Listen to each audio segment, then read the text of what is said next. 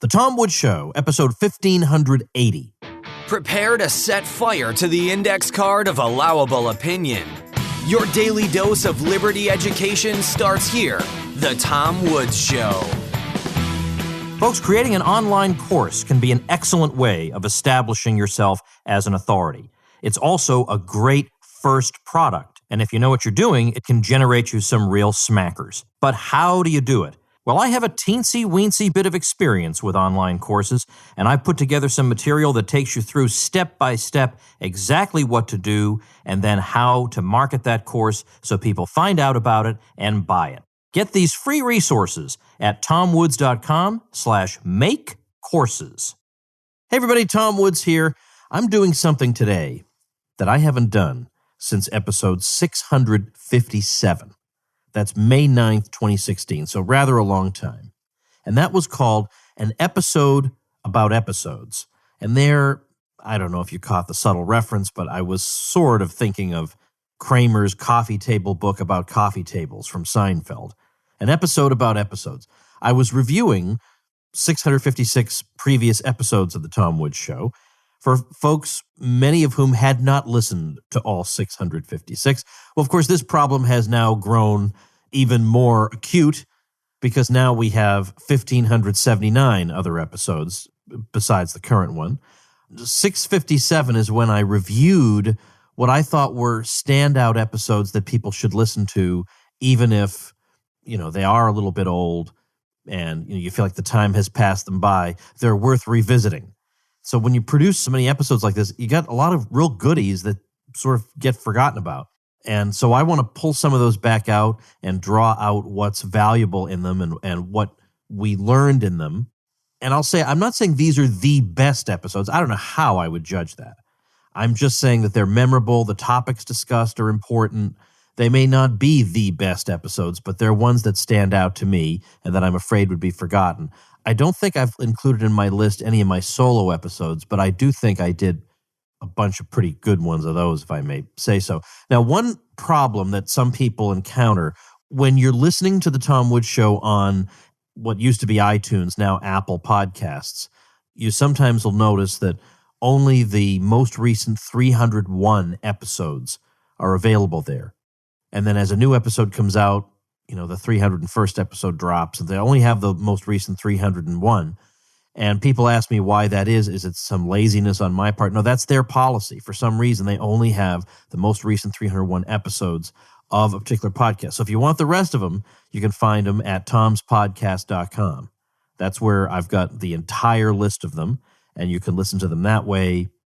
There are some podcasts where they've had more than 300 episodes where they'll make, in effect, a new podcast on Apple Podcasts, where they'll say, blah, blah, blah show, first 300 episode archive, and then blah, blah, blah show, second 300 episode archive.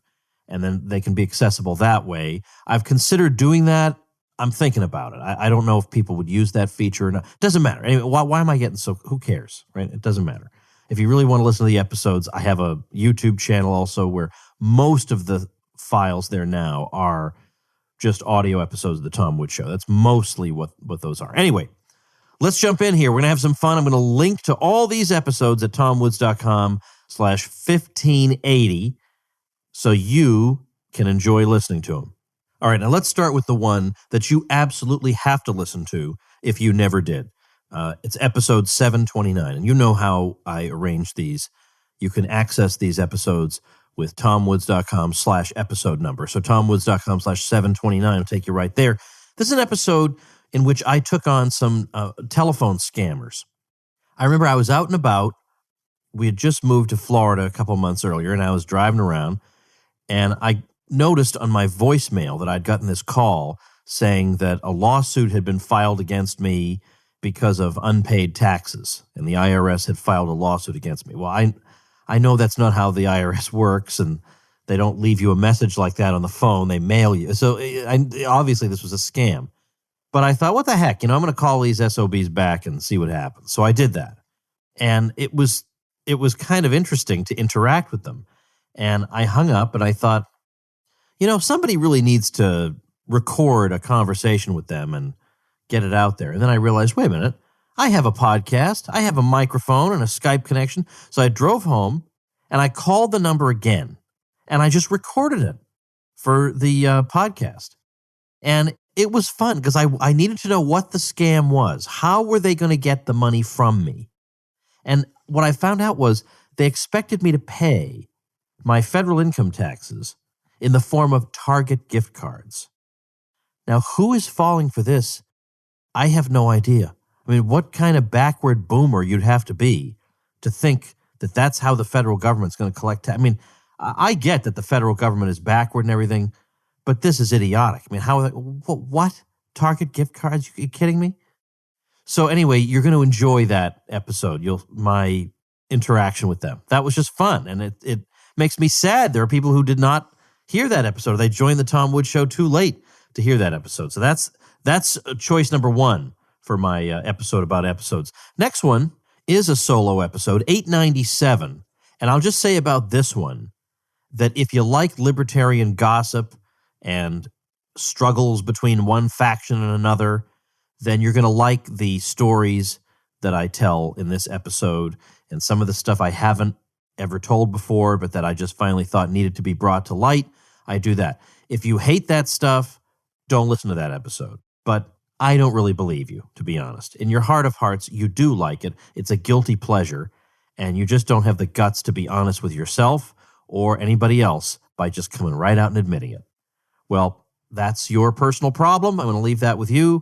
I do believe that deep down you do want to hear that episode. So 897 is going to be fun for you. Maybe the most unique Tom Woods Show episode, though, was 902. Because here I made this big deal about how somebody was going to fill in for me as the host of the Tom Woods Show for one day. And well, it turned out to be Michael Malice. And Michael Malice interviewing me. So I was actually on that episode after all, 902. But what's great about it is it's Michael Malice. So he starts off, first of all, he does all the ads. He does the Harry's ad. And he starts off by introducing me with an introduction that gets literally every fact wrong. So that's, I mean, you know Michael, so you know that's on purpose. Every single fact as he's introducing me is wrong. And then he asks me a series of really, really good questions, and we have some great banter. So if you missed that one, I mean, that's just wonderful. It was just a hilarious experience. So you'll enjoy that. 954 is Tom DiLorenzo and me, and we're talking about Nancy MacLean, who wrote that book about how James Buchanan, Nobel Prize winner, of all possible people, was part of a right-wing conspiracy, and it all had to do with racism, and he wanted segregation or some kind of bizarre thesis like this, when every single aspect of this thesis is demonstrably false. What the heck is the name of this book? Is it Freedom in Chains? No, it's Democracy in Chains. Democracy in Chains. And it's just such a classic example of the left either not actually understanding what we're saying or just pretending not to understand. But remember what Jonathan Haidt found, and he's pretty nonpartisan. In general, progressives do not understand libertarians and conservatives and haven't bothered to try. Whereas conservatives and libertarians do understand progressives. They can clearly articulate the progressive point of view. But progressives cannot do this. I mean, when was the last time you ran into a progressive who on any level understood you, who didn't just think you were some stooge for industry or something like that, actually understood the arguments, maybe wasn't convinced by them, but at least understood them? Almost never. Almost never. And Nancy MacLean's book it's a shocking, breathtaking example of this. But here it's more a question of, obviously, this is just bad will, because she's saying things that are so demonstrably false. I mean, it still amazes me that book was not taken off the shelves by the publisher out of embarrassment, because that has happened. There was that famous book, Arming America, some years ago, trying to claim that there hadn't really been all that much gun ownership in colonial America, and making all these other claims about gun ownership throughout American history. And it turned out the sources that were alleged to back up this book did not exist. I mean, the whole thing was an academic atrocity, and they did actually withdraw the book. Then, of course, there's episode 1000. Now, if you haven't listened to episode 1000, I mean, come on now. That was a tremendous time because we had a live event in Orlando at the Rosen Center. We had, even though we had to postpone it, which means you always lose attendees, we had to postpone it because of a hurricane. We still got almost 600 people in attendance for that thing. And if you've ever done event organizing, that's impossible to get that number of people.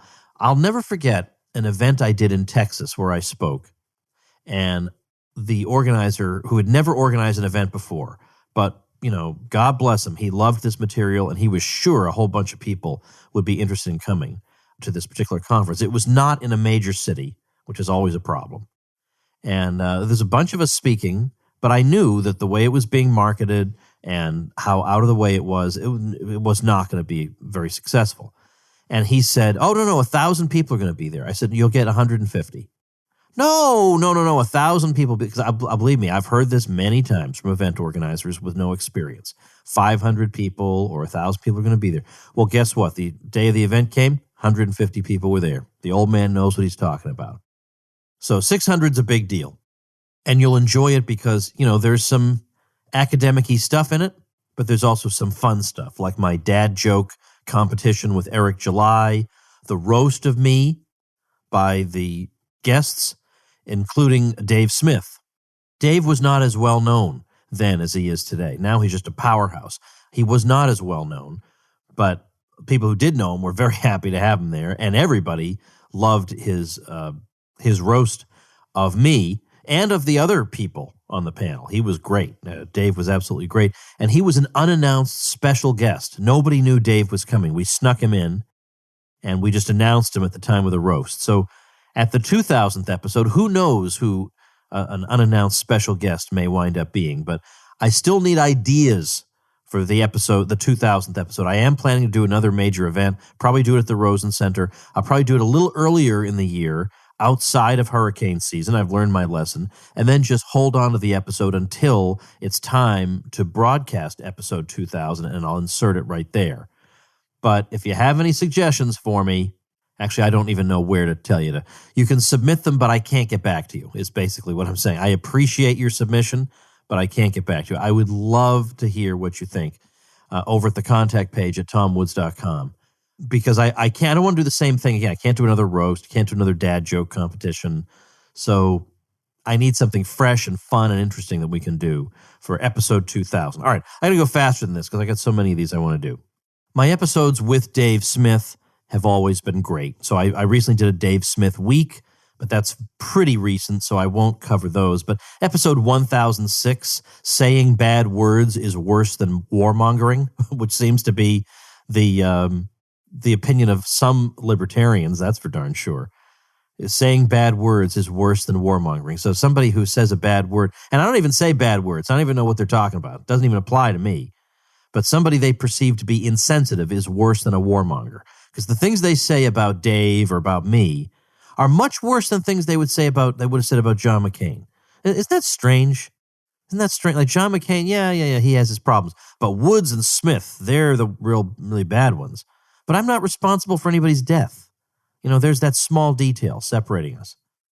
Episode 1038, Walter Williams, the great economist, joined me to talk about his book, Race and Economics, How Much Can Be Blamed on Discrimination.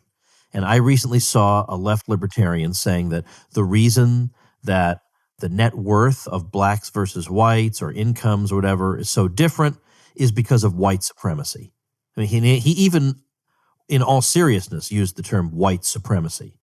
And Walter Williams is just not having this because he's actually looked at the data. And he says, this is what causes it, and not that. So that's very much worth listening to. I mean, when is Walter Williams not worth listening to? So 1038. Remember, this will all be linked, all these episodes at tomwoods.com/1580. I had Larry Correa on, who's known for his very successful fantasy novels. And he came on to talk about school shootings because he's also an expert on guns. And he was very, very convincing. So episode 1101. Also, I do have an ebook about guns, free ebook. Your Facebook friends are wrong about guns. And you can get that at wrongaboutguns.com. That also gets you onto my notorious email list that you will never, ever, ever want to unsubscribe from. 1131 was a debate episode. I got to do more of these. This was a debate over Trump's tariffs. So we had Dan McCarthy in favor, Gene Epstein against, and that was a tremendous debate because there was a lot of light shed. It was very interesting and intelligent on both sides, and no nastiness. The two people like each other. They wrote nice notes to each other after the debate was over. That is really is a model for how these things should go. And it's an interesting and important topic, isn't it? So that one I highly recommend. Also, 1131. 1222, Rachel Fulton Brown. Now they're coming for medieval studies. About the SJW infiltration of medieval studies. Oh, man, was that good. Because she's fascinating and brilliant, and I love listening to her. All right. Michael Rechtenwald, 1244. This was the second time I had him on. He was the now retired NYU professor who had been a Marxist his whole career, but then just thought the left was being a little bit nuts in some of the directions it was going in. Because, of course, a traditional Marxist is not supposed to go for the gender stuff and the race stuff and all that, because this is a distraction from the class issue, which is everything else is a distraction from that. So we're supposed to be focused on that. So what are you people talking about? So anyway, but he started to criticize the left, and they tend to be rather unforgiving. So we talked about his experiences, and he's somebody who in his 50s rethought his entire ideological stand and became a libertarian. And he started reading Mises, which is amazing. I mean, everybody normally, if you ask somebody what libertarian thing are you reading, and they just want to bluff, they say Hayek because they've heard the name Hayek. They don't know what book they're talking about, but they just say Hayek. But he said Mises, and nobody just invents Mises as a name they're reading. So that made me think this guy's sincere. He really, really is. And I remember in that episode saying to him, Michael Rechtenwald, 20 years ago, you would have died before letting some of these words you're saying to me pass through your mouth, and yet here we are. And he said, I know it. It's amazing. Tremendous episode, 1244. All right, 1284. How Northerners Use States' Rights to Fight Slavery. Great episode with Michael Bolden of the 10th Amendment Center. I have a funny feeling that the haters out there never heard this episode. It's almost like they don't listen to the Tom Woods Show. How about that? People talking about things they know nothing about. Episode 1304 I bring up because I remember it didn't get as many listens as some of the other episodes, but it might be useful for people who have children applying to college. Because Stephan Kinsella, whom I'm sure most of you know as a libertarian legal theorist, was looking at colleges for his son. And he wanted to know about, what did I do to get into Harvard? So I had a show where he more or less asked the questions and I answered them. And maybe some of the points I made might be helpful to people applying to college. So 1304. Also, if you like old war stories, then you'll enjoy that episode also. All right, 1325. This was a great one. Brian McClanahan, the historian, and I. We found a law professor who, as a thought experiment on a final exam, devised articles of impeachment against Abraham Lincoln and wanted to see how the students would respond. We thought this was brilliant. Of course, he was taken to task. This is evil and white privilege and all the usual anti-intellectual nonsense from people who just don't want to learn anything and refuse to hear different perspectives. We are the opposite of that, and we had a great time reviewing this. And then the next week, I had Brian back on for an episode number 1332 called Should Libertarians Support Secession? Because there's an article that circulates from a certain institute every once in a while that criticizes libertarians for this issue on favoring secession and for having dissident views about the war between the states, because we all know that you're supposed to think about that only one way. You're supposed to think about that in a way you would never think about any other conflict. Any other conflict, you'd look for subtlety and maybe something other than a cartoonish angels versus devils narrative that you would look at anything else in history as, almost anything else. But not this. Not this. This has to be as cartoonish as possible. So Brian and I just had so much fun. Oh my gosh, that's just one of my favorite episodes of all time. That one really is a favorite episode. As I said, these aren't necessarily the best, but they're memorable. And that was memorable. 1357 did not get many listens, and that made me sad. So you got to go fix that, folks, because 1357, I was just letting off steam. I had two people in mind, Michael Bolden of the 10th Amendment Center and Bob Murphy, the economist who co-hosts the Contra Krugman podcast with me over at contrakrugman.com. Bob and Michael, their contributions are overwhelming, what they've done for our movement. And yet, what I was going on about there was the official libertarian movement, the official think tanks. Now, look, Bob's written for the Cato Journal and stuff like that, but official libertarianism acts like they don't exist. And instead, they trumpet completely forgettable policy wonks who haven't done 1/50th of what these guys have done. And the mediocrities these places churn out is astonishing. And they act as if genuine heroes who have worked themselves to the bone for this movement, like Bob and Michael, like they just don't exist. So I'm glad that we, in the unapproved libertarianism, we have people like Michael and Bob. We have genuine giants we can point to, even though we don't have the billionaire donor or anything like that. But we have ideas and commitment and determination and energy. So 1357, you will like. A lot of people have been asking me to talk more about Pope Francis. I just don't want to. I am sick and tired of it. You can go to tomspodcast.com and then do a search on page for Francis, and you'll find a bunch of episodes. Or also just search, sometimes maybe Francis might not be there. Do a search for the word Pope. Not a search of my site, a search on page at tomspodcast.com, and that'll bring them up. However, I did do a bonus episode with Roger McCaffrey, who I think is like my authority, my go-to guy on analysis of the church. So we did have a good episode together on that. So that's 1369. I'll probably be talking to Roger again fairly soon because he visits my area around this time of year every year, and he comes to my house and we record. So we'll probably be doing another one fairly soon. All right, 1390, Jefferson and Slavery, non-cartoon version.